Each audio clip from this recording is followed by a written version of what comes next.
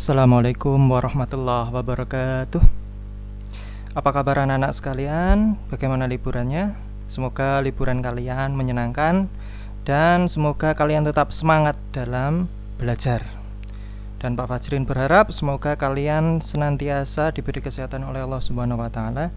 Kalaupun ada yang sakit, semoga Allah segera mengangkat penyakitnya sehingga dapat bergabung dengan teman-teman melaksanakan kegiatan pembelajaran jarak jauh. Amin amin ya rabbal alamin.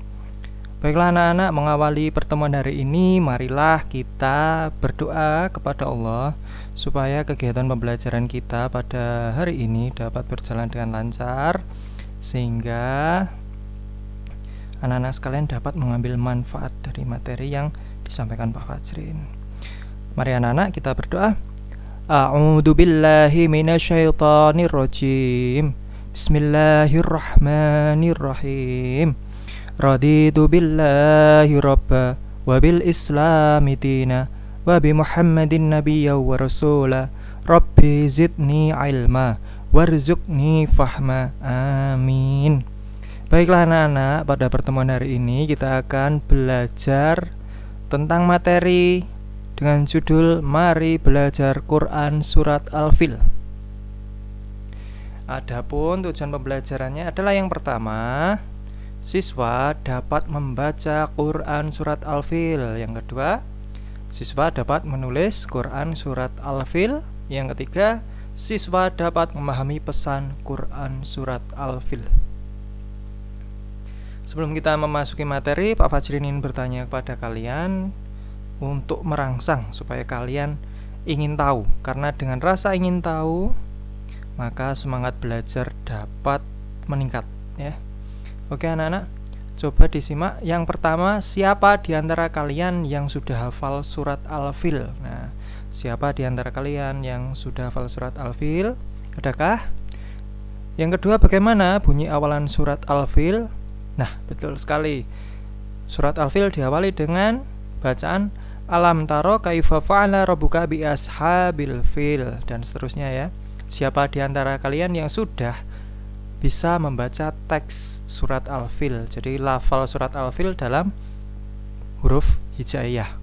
Kemudian siapa di antara kalian yang tahu manfaat membaca atau menghafal salah satu surat Al-Quran? Nah, untuk pertanyaan yang nomor 4, nanti jawabannya akan didapatkan setelah kalian menyimak materi yang disampaikan Pak Fajrin dari awal sampai akhir. Materi yang pertama yaitu keutamaan membaca Al-Quran. Yang pertama, sebagai perniagaan yang tidak pernah merugi. Allah menjanjikan kepada ahlul Quran pahala yang besar, dan Dia memberikan tambahan kepada mereka karunia yang tidak diketahui besarnya kecuali oleh Allah sendiri.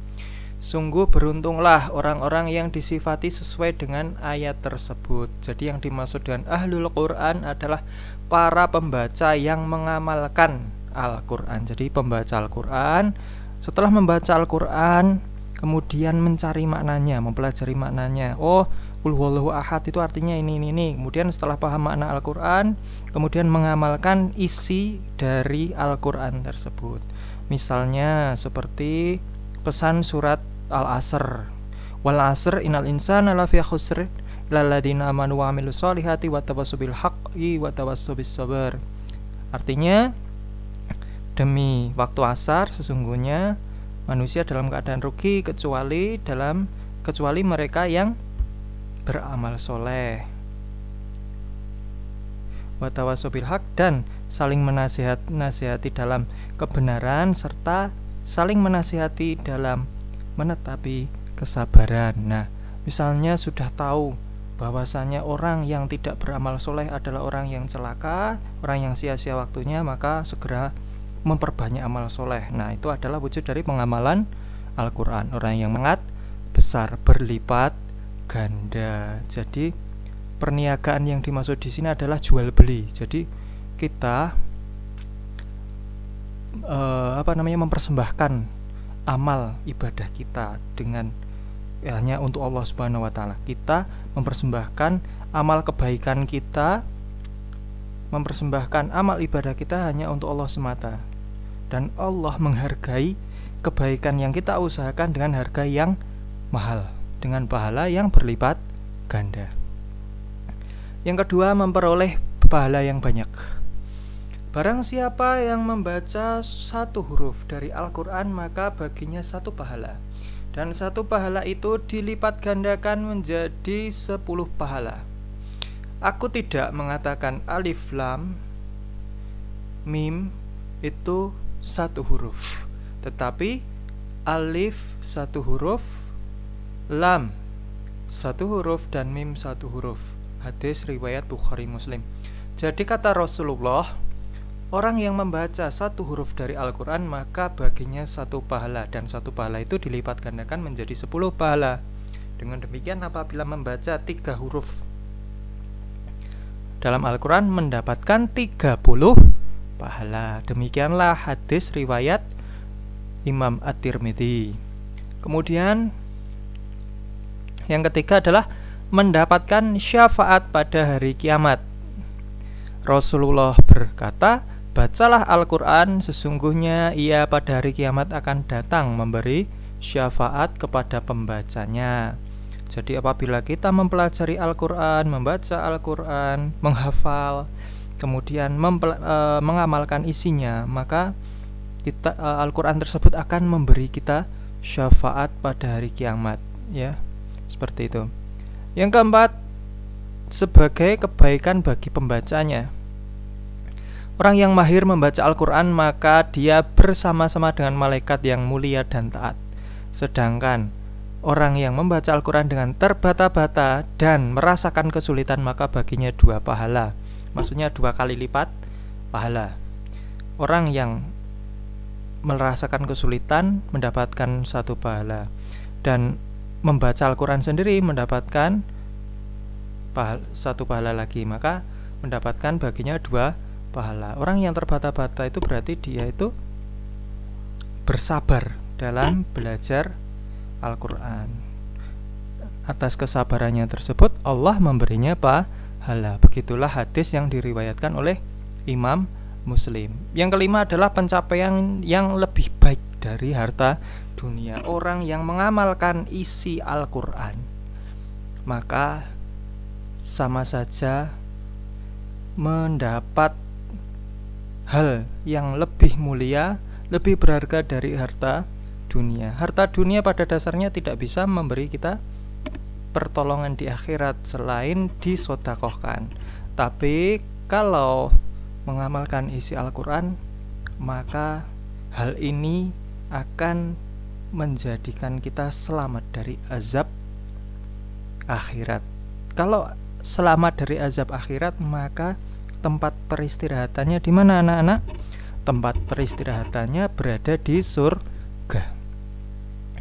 Jadi orang yang membaca Al-Quran dan mengamalkan isinya, maka dia akan mendapatkan nikmat yang luar biasa, lebih dari sekedar mendapatkan harta di dunia, yaitu nikmat apa? Surga. Anak-anak, di surga nanti tidak ada rasa capek, tidak ada lagi bersusah payah, tidak ada rasa sedih, tidak ada rekoso. Yang ada di sana serba nikmat.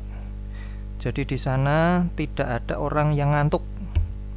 Di sana orang itu apabila hendak makan, maka makanan akan datang padanya. Di sana tidak perlu bersusah payah memasak. Makanan akan datang dalam keadaan siap saji. Misalnya kita lapar, kita ingin makanan paling enak di dunia, mie ayam misalnya, langsung datang menghampiri kita, mangkoknya jalan sendiri. Terus misalnya kita menginginkan buah yang paling enak, maka pohonnya akan tumbuh, kemudian langsung buahnya itu langsung menuju ke kita. Jadi kita nggak usah bersusah payah untuk mempersiapkan apa yang kita butuhkan. Jadi di surga itu intinya tempat beristirahat yang paling baik, sebaik-baik tempat beristirahat. Makanya disebut sebagai pencapaian yang lebih baik dari harta dunia. Selanjutnya yaitu lafal surat Al-Fil. Nah anak-anak, surat Al-Fil tulisan Arabnya seperti ini ya. Ini seperti ini. Arab dalam Al-Quran. Arabnya kok gandeng Pak Fajrin? Iya, Arab dalam Al-Quran itu gandeng. Kalau yang berdiri sendiri-sendiri itu namanya Arab Iqra. Nah, bagi yang belum bisa membaca Quran, silahkan disimak. Nanti Pak Fajrin akan membacakan pelan-pelan supaya anak-anak sekalian tahu, oh yang ditunjuk ini, huruf ini berbunyi ini dan seterusnya. Nah, Pak Fajrin mulai nggih, silahkan disimak dengan fokus dan teliti. Bismillahirrahmanirrahim. Alam tara kaifa fa'ala rabbuka bi ashabil fil. Alam yaj'al kaidahum fi tadlil wa arsala alaihim tayran ababil tarmihim bihijaratim min faja'alahum ka'asfim ma'kul. Nah, seperti itu anak-anak cara membacanya. Adapun tulisan Latin dari bacaan surat Al-Fil seperti ini. Alam taro kaifa fa'ala rabbuka bi ashabil fil.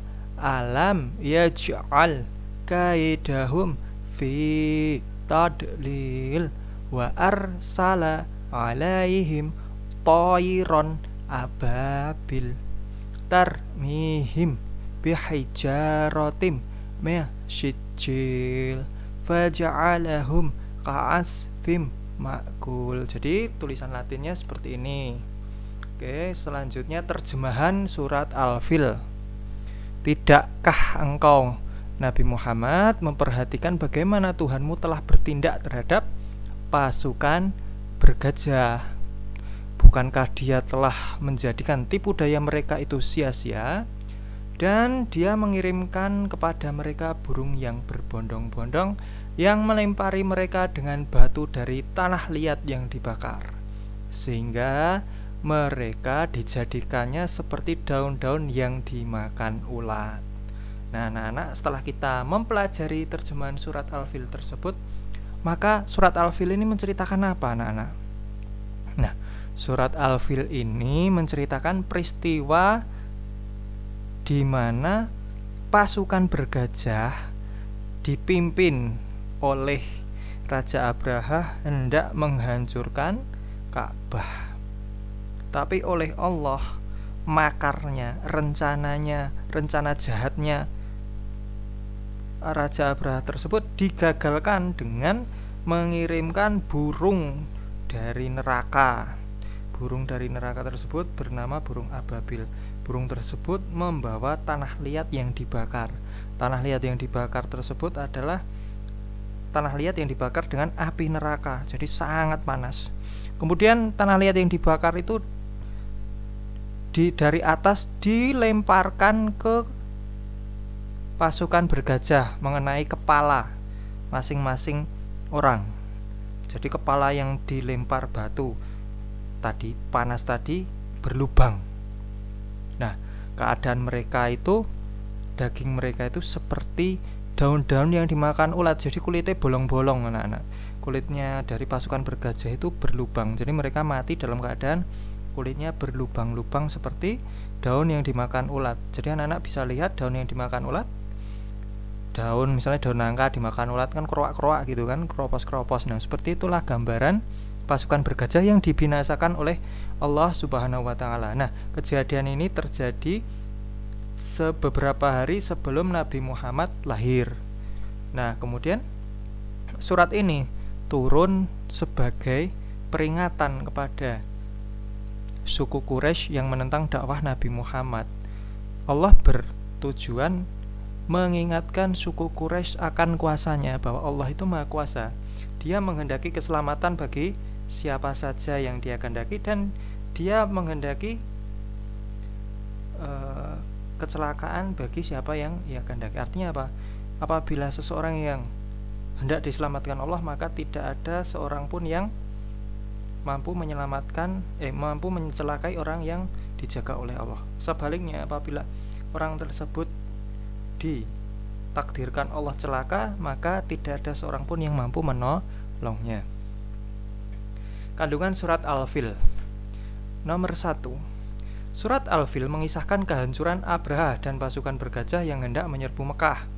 Yang kedua, surat ini mengajak Rasulullah dan umatnya, termasuk orang-orang Quraisy, untuk memperhatikan tanda kekuasaan Allah, khususnya dari sejarah. Surat Al-Fil mengingatkan nikmat Allah kepada orang-orang Quraisy. Allah telah menyelamatkan mereka dari pasukan Abraha karena perlindungannya kepada Ka'bah yang ada di tengah-tengah suku Quraisy. Jadi nomor 3 ini surat Al-Fil mengingatkan nikmat Allah kepada suku Quraisy. Jadi suku Quraisy ini karena ada Ka'bah di pusat kota mereka, maka mereka selamat dari serangan tentara bergajah. Allah melindungi suku Quraisy dari makar pasukan Abraha. Nomor 3, Allah Maha Kuasa. Segala kekuasaan tunduk pada kekuasaan Allah. Maka siapa yang dilindungi Allah, tidak ada yang mampu mencelakainya. Sebaliknya, siapa yang dihancurkan Allah, tidak ada yang mampu melindunginya. Yang kelima, sangat mudah bagi Allah untuk menolong siapa yang dikehendakinya, dan sangat mudah bagi Allah menghancurkan siapa yang ingin dihancurkannya. Juga sangat mudah bagi Allah menghadirkan cara dan jalan kehancuran bagi musuh-musuhnya. Nah, anak-anak, itulah kandungan dari surat Al-Fil.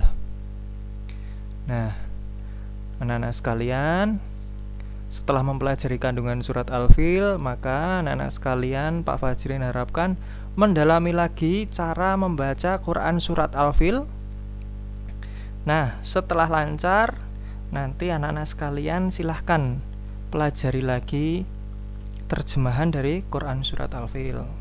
Setelah paham, maka silahkan anak-anak baca lagi kandungan surat Al-Fil yang telah disampaikan Pak Fajrin. Intinya apa? Intinya kita harus banyak-banyak memohon perlindungan kepada Allah, karena barang siapa yang dilindungi Allah, tidak ada satu makhluk pun yang mampu mencelakainya. Sebaliknya, barang siapa yang tidak mendapatkan perlindungan dari Allah, maka celakalah ia, dan tidak ada seorang pun yang mampu menyelamatkannya. Baik anak-anak, itulah pelajaran tentang surat Al-Fil. Nah, selanjutnya marilah kita tutup pelajaran hari ini dengan membaca Alhamdulillah. Namun sebelum itu, Pak Fajrin mengingatkan kembali supaya anak-anak sekalian mengulang materi yang disampaikan Pak Fajrin sebelum mengerjakan tugas-tugas, supaya anak-anak sekalian bisa mengerjakan tugas dengan benar. Maka anak-anak sekalian harus paham. Oleh karena itu, Pak Fajrin minta maaf apabila dalam penyampaian Pak Fajrin mungkin banyak kekurangan, banyak sekali anak-anak yang belum paham. Pak Fajrin mohon maaf sebesar-besarnya. Baik anak-anak, mari kita akhiri pelajaran hari ini dengan membaca Alhamdulillah bersama-sama. Alhamdulillahirabbil alamin. Assalamualaikum warahmatullahi wabarakatuh.